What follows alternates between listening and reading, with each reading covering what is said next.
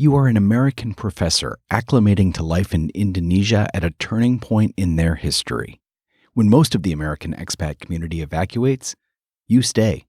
And suddenly, you find yourself the only American among the country's leading journalists and brightest minds. You knew that you had landed in a very special place, and you never looked back. You're listening to 2233, a podcast of exchange stories. In the United States, we maintain the illusion that we are in control of our lives. You know, we have we got the Outlook calendar, we're in charge of everything. We're comfortable and managing the world to our liking. But in Indonesia, nobody's in control of anything. And I found that was really good for me. This idea that, all kinds of crazy things can happen, and I just have to learn to roll with it, and that this actually is probably the way life is for most people in the world. But it was a really important lesson for me, just to, know I'm not really in control of anything. That's an illusion.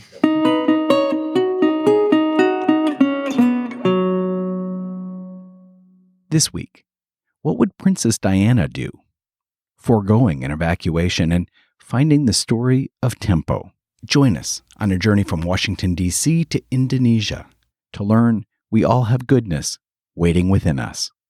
It's 2233.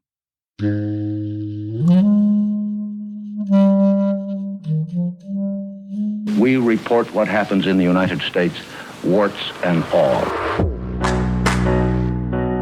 These exchanges shaped who I am. When you get to know these people, they're not quite like you read about them. They are people very much like ourselves. Oh, that's what we call cultural exchange. Ooh, yes. My name is Janet Steele, and I am an associate professor of journalism and mass communication at George Washington University, and I'm also the director of the Institute for Public Diplomacy and Global Communication. I've had 2 Fulbrights, both to Indonesia, which is unusual because I understand you can very seldom get a second Fulbright to the same place you went before, but I made the case that I was a different person by the time I applied for the second Fulbright. My first one was in 1997 to 98, and I was at the University of Indonesia, and I was teaching in the American Studies program.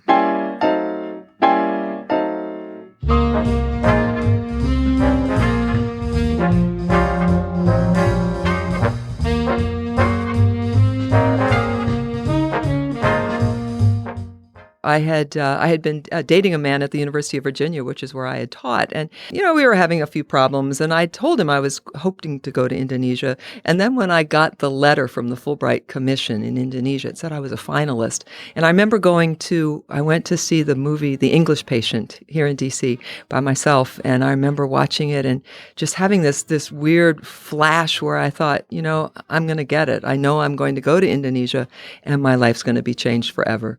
And I think probably my boyfriend will break up with me. And all of those things happened.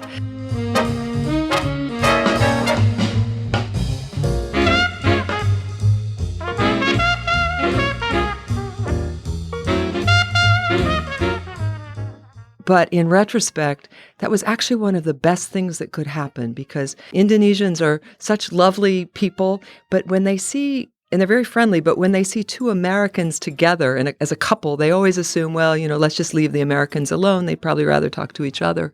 But because I was there by myself, people found that so strange that they would come up and talk to me. So I really think in some ways the fact that I was there alone gave me a huge amount of power and connections to people that were really nice.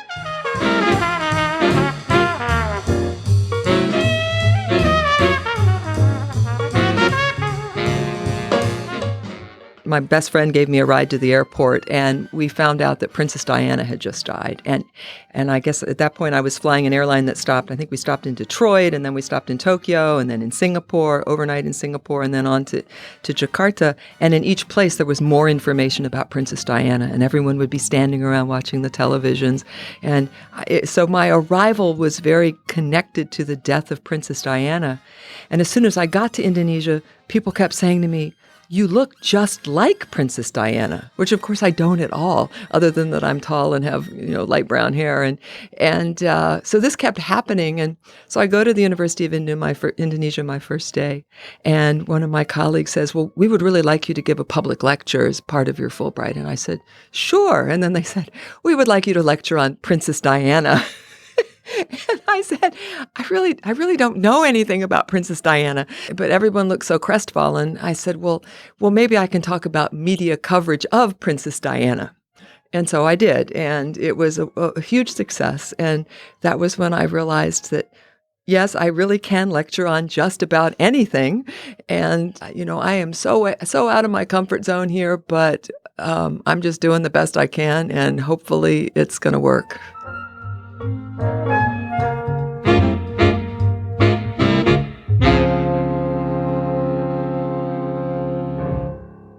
I found that for me, email was really sort of my lifeline. That in that not only that I could stay in touch, and these were the very early days of email too. So I had a RadNet account, and it was dial-up.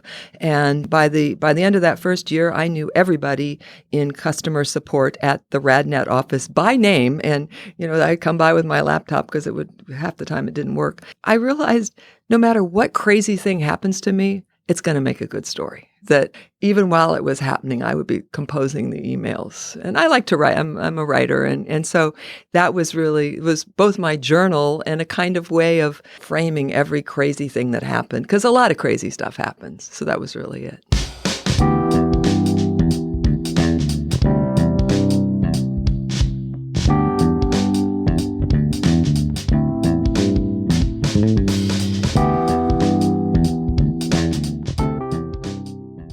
I did a lot of traveling that first year by myself, and usually I would take local transportation because I didn't have that much money and the rupiah was still pretty strong. And I remember taking a bus to a beach in West Java, and I had to take several buses and then a motorcycle. And my colleagues at the University of Indonesia just couldn't believe it, that you took the bus, the public bus. And it was always that, I knew don't flash money, don't wear fancy jewelry or anything. But Indonesians are so nice. I would just look sort of pathetic. And I would always find a person who looked friendly and say, what is the real price of this bus trip? What's the real bus fare? And so people sort of befriended me along the way. And it was way outside of my comfort zone. And I remember the first time I was riding behind some guy on an Indonesian motorcycle going to the beach thinking, no one is going to believe this. This is so far out what I would actually do in my real life.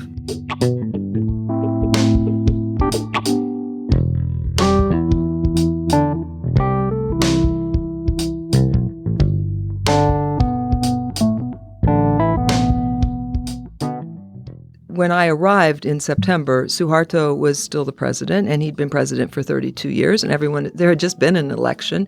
Everyone assumed he would die in office. He would never step down. And over the course of that year, there were more and more protests. It was the Asian economic crisis. There were many, many student protests, all at my university where I was teaching. And so I was at ground zero for all of this. And by the end, Suharto resigned, and everything changed. It was an incredible year to be there.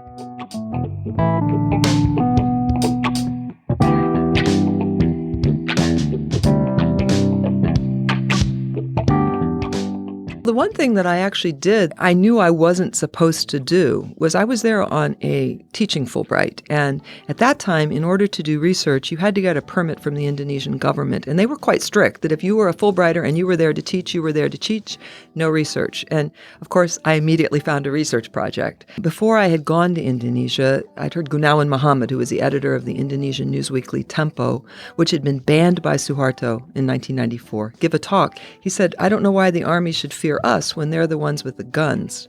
And I wrote that down on a napkin, and I always thought about that. Well, as soon as I got to Indonesia, everyone I met seemed to be connected with Tempo, this magazine that had been banned.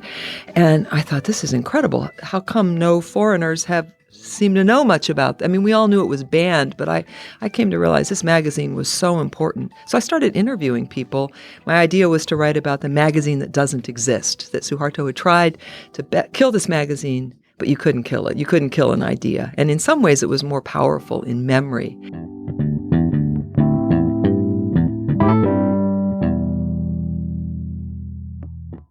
Also, we were all supposed to be evacuated, and I didn't evacuate. That was probably the bravest thing I ever did. And it wasn't because I was so brave, actually. It was just because I knew if I evacuated that I wouldn't be able to come back until they decided I could come back, and it would be at my own expense. And what was I going to do in Singapore? And this was my Fulbright year.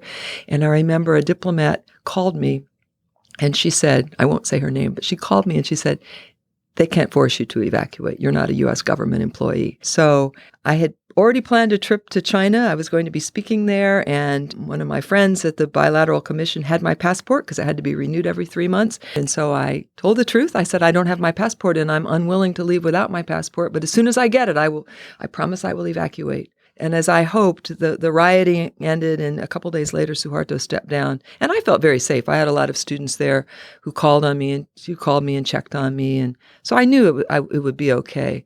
But the interesting thing was that meant so much to Indonesians. And I didn't even fully understand this until much later. I think the fact that I didn't evacuate, it sort of changed everything. That everybody was so impressed I didn't evacuate. It seemed kind of like a vote of confidence. So I felt like I really had thrown in my lot with Indonesia. And in some ways, I guess I did.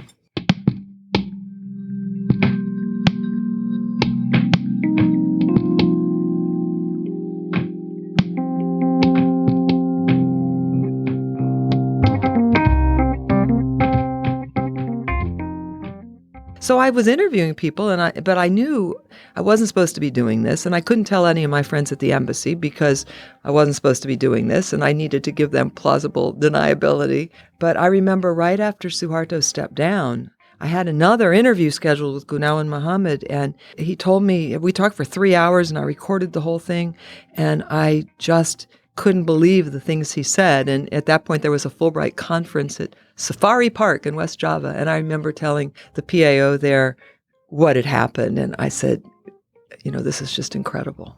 And he agreed. And so I knew it was actually okay.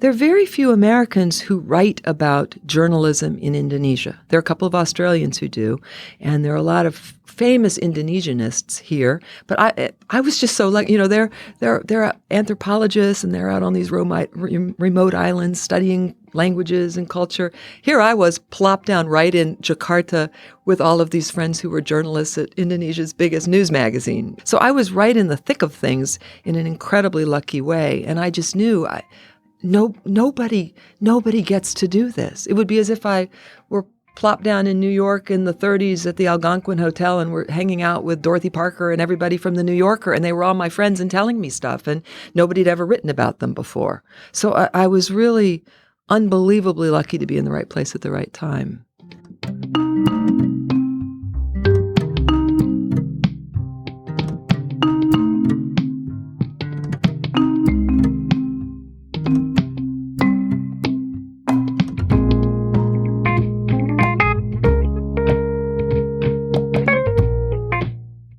The prologue to my book on tempo that I eventually wrote. And it was that 3-hour conversation with Gunawan Muhammad, because Suharto had just stepped down, and Gunawan, all the ex-tempo journalists had met and said they wanted to bring back the magazine. And Gunawan at that point didn't want to be the editor again. He had accepted a position at Columbia University. He was writing the libretto for an opera, and he'd moved on. But he also knew that he really had no choice, that they could never unite around someone else.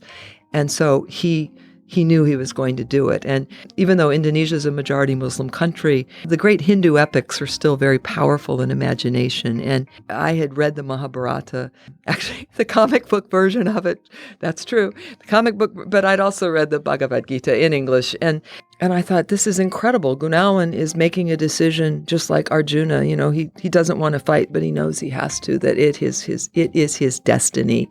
It is his duty. And I was there, and there was no one else. It was like this 3-hour interview that I got on tape, and I actually put it in the prologue to my book because I thought almost word for word, because it was so extraordinary. And I while it was happening, I just kept thinking, I can't believe he's telling me these things. And I know he's never told them to anyone else. And I just happen to be in the right place at the right time.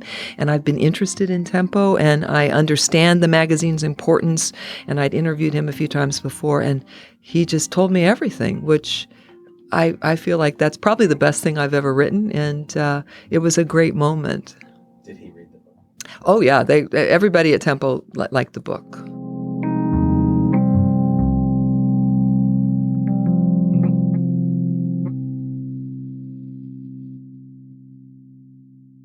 The other thing that was interesting was after Suharto actually was forced to step down, Tempo magazine almost immediately got its license back. And so everybody dropped their other jobs and went back to Tempo, after 4 years, which I found astonishing.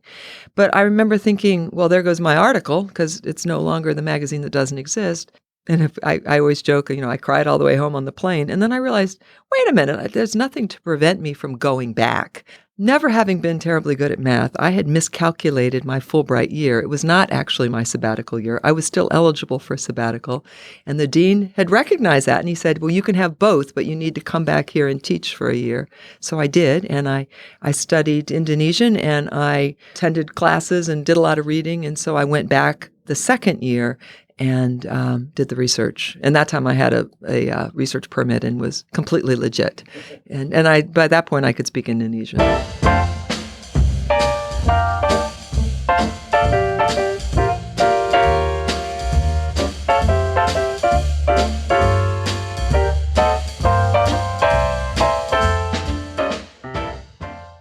The first time I ever lectured in Indonesian, I was very proud of that. I was very nervous about it. And I also knew this is probably a rite of passage because, college professors, you have a personality when you teach. You have a kind of persona, and you know when the students are going to laugh, and you know how to pitch things and when to pause. And I was afraid that all of that would be lost in Indonesian. But I don't think it was. And in fact, what I hadn't anticipated is that people would just hang on every word I said because they were so interested. It was like, here's this American who's speaking Indonesian. And Indonesians are so generous about language. It's the kind of thing where you say one or two words and, oh, you're Indonesian, so beautiful. So they would help me. I'd be groping for a word and they'd be shouting it out from the front row. And so that was, I still get nervous when I lecture in Indonesian because you want to make sure you're saying exactly the right thing. And, I've also learned you have to be careful about humor because it doesn't always translate well. You need to make sure you say what you think you're saying, that kind of thing.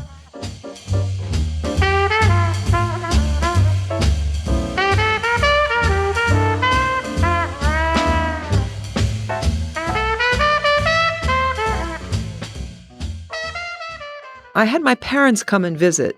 And actually, by listening to the podcast, I know that a lot of Fulbrighters have their parents come and visit. And that's always a big moment because you've got often older people and you're not sure how it's going to work. And my dad had broken his ankle and was on crutches. And that was a little bit worrisome. And my parents used to joke how I had said to them, and I did say this, oh, don't worry, Indonesians are so nice and they like older people, which they thought was just hilarious. But it is actually true. And my students at the University of Indonesia had organized this dinner for my parents. And they brought presents and made speeches. And my parents were just blown away by this. And I was too. All of them came. And it was really wonderful. It was just wonderful.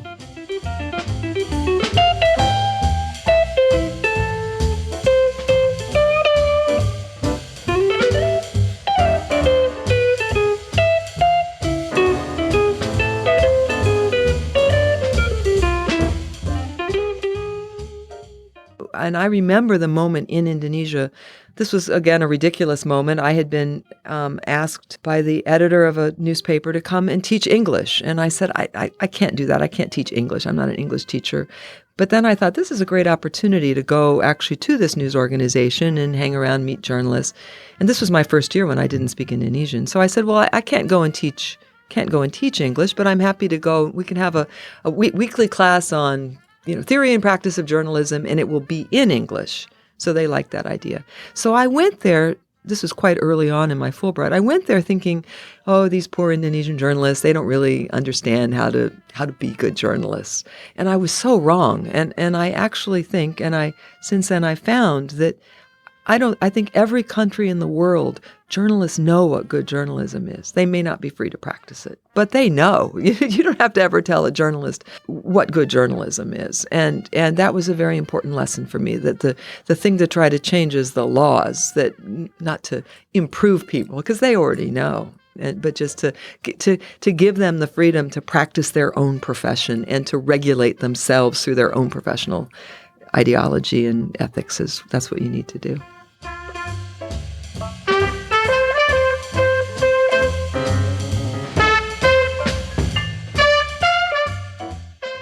I'm really proud of American freedom of expression, and I came to appreciate that, the First Amendment, and I came to appreciate that increasingly, just what an incredible gift this is. Well, it's actually not a gift, it's our right. In fact, that's something that I would frequently, I do a lot of lecturing now for the State Department. I've recently been in Malaysia, and they just had a bloodless revolution and a change of government, and one of the things I've just said over and over and over is, press freedom is not a gift from the government. It's a right of the people. And that's such a different way of thinking about things. I mean, in the United States, we're not grateful to our government for having given us the First Amendment. This is our constitutional right. And so things like that, just sort of basic American values that when you're in a place that doesn't have those basic rights, those basic values, well, they may have the value, but they don't have the right, that made me very, very proud of what we have.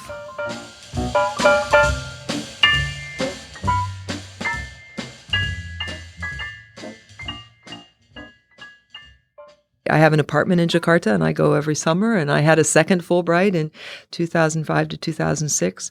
Indonesia, after the transition to democracy, I mean, it's not perfect. They've still got problems, but they have a media system that's the envy of Southeast Asia. They have a great press law. They have a press council where journalists themselves regulate their own profession. It's all outside. It's outside the law. It's not legally binding, but they actually decide, no, that story was unethical, and you need to apologize or give the right to reply. So yeah, I think I'm optimistic in that way, but I also think I'm optimistic, and this is something I think learned in Indonesia from a good friend of mine who then became the editor of Tempo after Gunawan stepped down, and that was that all of us. Well, actually, Gunawan, something famous he'd said was, there are no heroes, there are only heroic acts. And I believe that's true. And I think all of us are capable of being better than we really are. And, maybe we haven't done much to distinguish ourselves, but we have to hope that when the time comes and there's a really important choice to make, we make the right choice. And I guess I'm always optimistic that people who maybe haven't done anything so great yet actually will. And I view and I'm thinking more in the realm of the press, but I view my job as really sort of being a cheerleader for the fact that, for good journalism, and also for the fact that we need to step up and we need to stand for what's right publicly. And so I'm always optimistic.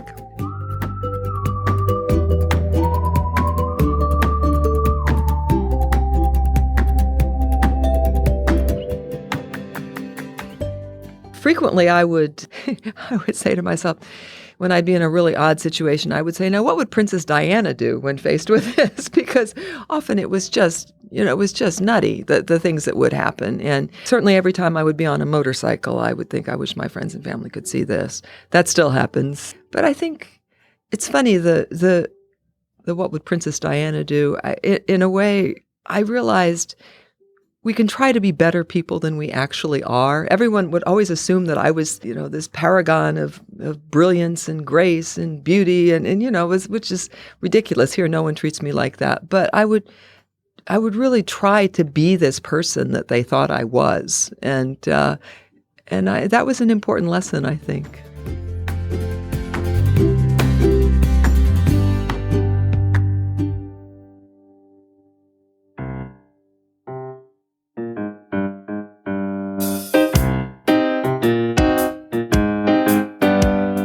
"2233" is produced by the Collaboratory, an initiative within the U.S. State Department's Bureau of Educational and Cultural Affairs, better known as ECA.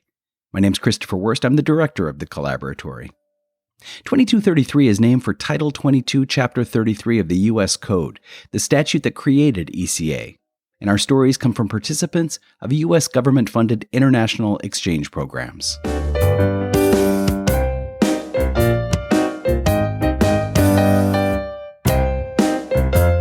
This week, Janet Steele talked about her experiences as a Fulbrighter in Indonesia. For more about Fulbright and other ECA exchange programs, check out eca.state.gov.